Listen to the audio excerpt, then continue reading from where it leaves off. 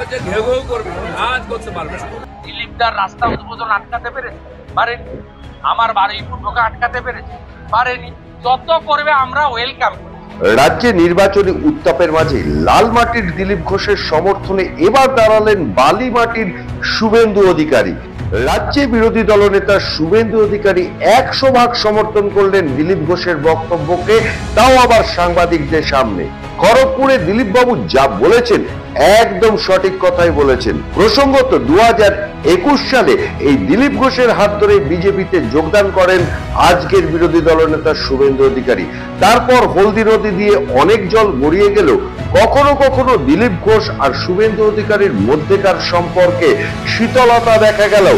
26-এর নির্বাচনের ময়দানে এবার দিলীপ ঘোষের পক্ষেই ব্যাট ধরলেন বিরোধী দলনেতা শুভেন্দু অধিকারী। কি বার্তা দিতে চাইলেন শুভেন্দু বাবু? দিলীপদার রাস্তা উদ্বোধন আটকাতে পেরেছে? পারেনি।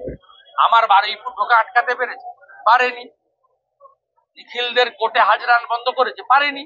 যত করবে আমরা ওয়েলকাম করি, যত করবে আমরা ফেস করার জন্য রাজি আছি, আমরা রাজি আছি। যত করবে আপনারা লাইভে দেখাবেন ওদের মুখের ভাষা, ওদের আচরণ। আপনি বারুইপুরে অঙ্গভঙ্গি গুলো দেখছিলেন তো? দেখছিলেন মেয়েদের দিকে কেমন করে করছিল বাপন গাজী রোহিঙ্গা। আরেকজন তো আরো এক ধাপে গিয়ে বিজেপি কর্মী যারা যাচ্ছে তাদেরকে এরকম করে। এটা মানে কি? এটা মানে কি? হ্যাঁ, 46-এর গ্রেট ক্যালকাটা কিলিং, সেদিনও গোপাল পাঠা ছিল, সেদিনও গোপাল বাবু সাইজ করেছে, এখন সাইজ করার লোক তৈরি।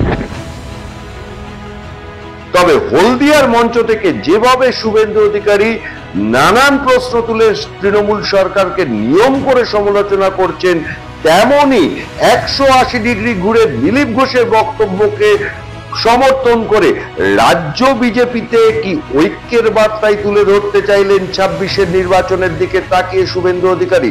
রাজ্য সভাপতির নির্বাচন নিয়ে যখন এখনো দোলাচলে বঙ্গ বিজেপি, তখন শুভেন্দু অধিকারীর এই বক্তব্য বিজেপির ঐক্যবদ্ধ চেহারা তুলে ধরতে কতটা কাজে আসে সেটাই এখন দেখার।